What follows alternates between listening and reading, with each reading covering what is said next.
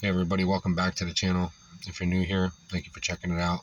This is Coach Dave, and this video kind of comes off the chest for me.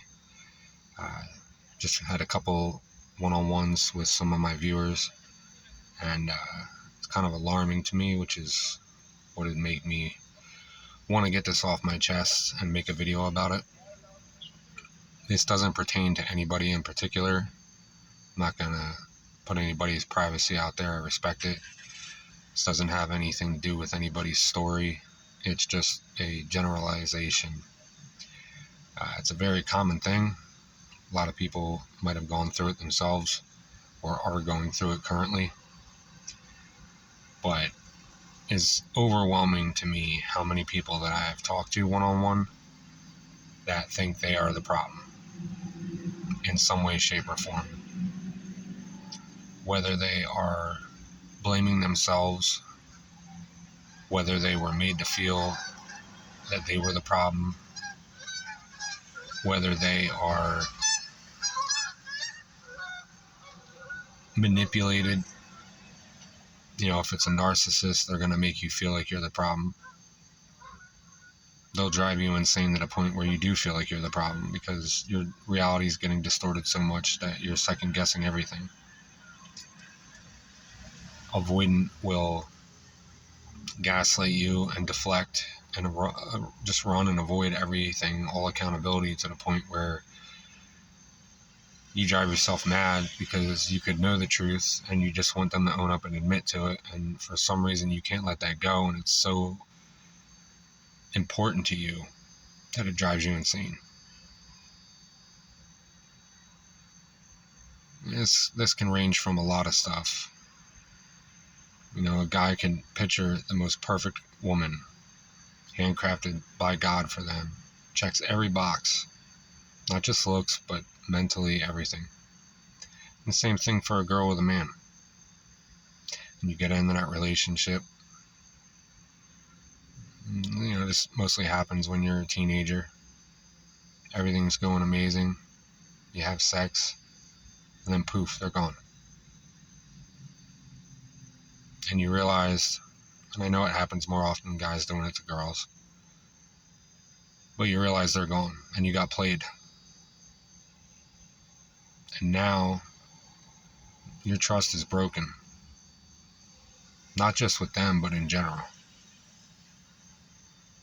You got to process this. You got to deal with all this. You're never going to love the same. You're never going to trust the same. You're never going to feel the same. What that left you with, what that robbed you of. You might feel grimy and dirty. Everything, right? So right there, whatever type of individual that was could just be a player. Right? There's a lot of guys and girls out there now that say, well, I'm not going to let it happen to me, so I'm just going to be a part of the problem, and I'm going to cause it. I'm going to get out before it gets done to me. That's just one example. But this creates people that think they were the problem, that think they were not good enough, they didn't provide enough, etc., etc. I don't need to say it all, you know what I'm saying. But even in the people that I talk to, they were with an avoidant or they were with a narcissist because of what happens psychologically, because of the games, because of the lack of accountability, the validation, pulling away in every which way possible, slow fading, no answers, no closure, no nothing. It leaves you feeling like you're the problem. If you tried to approach this person in a calm, gentle way and you weren't getting anywhere, they didn't want to talk, and they just ran you around in circles, and then you, rightfully so, had a valid crash out, you got the same answer, same response, or nothing. Or if you crashed out to begin with and then cooled off and came to them calm and collected, you still get next to nothing, if at all anything. So all these things happen, right? And we hear about it, we read it, we see it in videos such as this. We've gone through it ourselves. We've been there for somebody that has gone through it. And it's the same thing. Sometimes people think that they're the problem. And you wonder, did I add to this? Was I the cause? Was I the root cause? Am I really the bad one? Am I the toxic one? Or is it all just chain effect from what was done to you? You know, for every reaction, there's a reaction.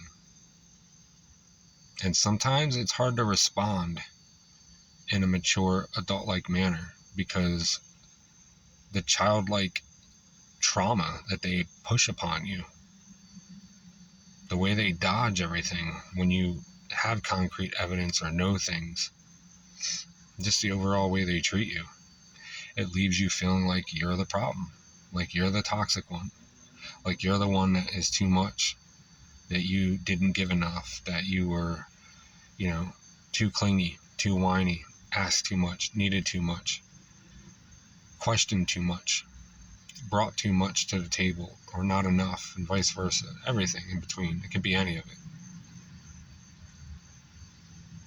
I've felt like this before, and I'm sure I've made people feel like this before. But in general, you got to get to a mindset and a point where you realize that once you separate everything out, once you really start thinking about everything, and if you have to go to counseling, if you have to go to a therapist, if you feel like going to get yourself self-diagnosed, beyond self-diagnosed, and you go get yourself diagnosed to make sure that you're not, this type of attachment style, or you're not the toxic one, or you're not a narcissist. I mean, you also got to remember, you can have 10 therapists, you can have 10 counselors. They're all going to have varying opinions, right? You take the majority, it is what it is, you know what I mean? Find somebody that you vibe with. Everybody's got an opinion. And at the end of the day, most of these licensed people, all the respect in the world to them, they all go to school, they all have their own opinion. It's all their own thought,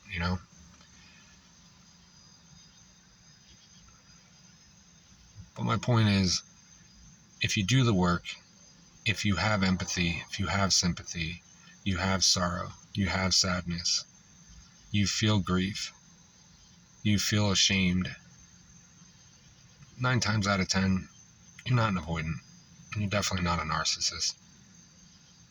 And if you can self-reflect this much and talk to me about your problems and issues this much and open up the way you have, and I'm a pretty good judge of character, like, it's not them overselling themselves.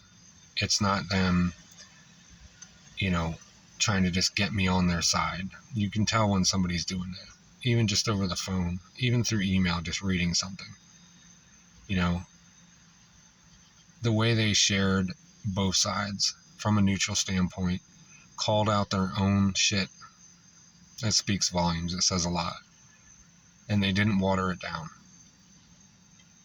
But it's heartbreaking to see so many people and hear from so many people that really do feel like they were the problem. And it's beyond the scope of just owning up to your half of the problem. Like, they literally thought they were wholeheartedly, fully the problem in the relationship. And some of them was clear to understand, that that's what their partner did to them. That's what they left them with. And they second guess everything. And it's okay to do that. That's part of self-reflection. That's part of doing the work. That's part of healing. Asking yourself these things like, hey, am I the problem? Did I do something wrong? Maybe I could have been a little more understanding of this. Maybe I could have a little bit of, better with this. Or I could have taken into account their feelings with this a little more, and vice versa. That's all part of growing. That's normal. Avoidance and narcissists, they don't think about that stuff. They don't. Narcissists definitely don't. Avoidance, they can, but they don't usually process it. They don't care. They don't understand. And they just chalk it up to, okay, you weren't the one, and that's it. toxic people usually just don't care. You know, like my example, you know, if you're just a guy and you're out there just trying to chase skirts and just score, I mean, if you're persistent enough and you want it enough, you're going to accomplish whatever you want. You're going to play the long game, or you get the easy score, you know, any of that stuff. A lot of people do it. And it's very seldom, but there are women that do that too. And, you know, it's hard to really gauge somebody that's just using you for that, because, you know, especially when you're younger, like, you know, you can really play somebody and you destroy them just for that. It's pathetic. There is a special place in hell for people like that, and or they're going to get their Godsmack and their karma. I can say, at least for myself, you know, I've done a lot of wrong in my life, but I've never been that type of person, ever. Even when I was younger, I never agreed with it. Never did a one-night stand. Never got somebody drunk and took advantage of them, or, you know, any of that. I was never a part of that. But anyway, back on topic. Just from talking to these viewers, you know, I just wanted to make this video just the same as I told them. You know, sometimes you are the problem, sometimes you're not. But don't be a prisoner to your past. Don't be ashamed of who you had to be to survive a situation, or who you had to become to get out of a situation. But if you feel these ways, realize that you don't have to stay like this, and you can slowly get out of it. Do the work and get out of it so you're not like this. You know, like, there's a healthy way to approach another relationship and realize, you know, hey, I'm not going to get used and abused. I'm not going to get used for sex. And there's healthy boundaries that you can set in a mature way to make sure it doesn't happen, instead of just popping off right away, like, oh, you're never going to do this to me, you're not going to cheat on me, and just lashing out and being nasty and toxic, and you know better than the person that did it to you. And again, it's not this other person's fault. And that's not to say that they're not going to try the same thing. Hopefully they don't. But you do these things, like I said in my other video, about vetting people so that you don't have these problems. And sometimes, no matter how much preparation you do, no matter how much work you do, and feel like you're going to prevent something, man, sometimes these people are just so damn good at being conniving and weaseling their way in and getting you to believe and buy what they're selling. And it just completely catches you off guard, and there's no amount of prep work you can do to prevent or stop it.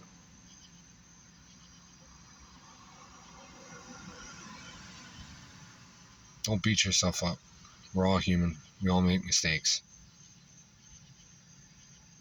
So to those viewers, if you see this video, again, I hope you keep healing. You're not the problem. And to anybody else going through it or haven't gone through it, again, take the time to heal. Don't be ashamed of who you are. Don't be ashamed of what you had to become to survive, or what you had to be to get out of this. Thank you guys for watching. If you got any questions, comments, concerns, you need to talk, drop it in the comment box below. If you yourself have a video idea or want me to do one on your story, whether it's anonymous or not, let me know. I've done it for a couple people already. If you want to do any one-on-one, hit up my main page, check my email out. I'll be glad to help you out the best I can, to the best of my ability. Thank you guys so much for the love and support. Likes, comments, shares, subscriptions, everything. It's great. I appreciate you guys so much, and I'll catch you in the next one.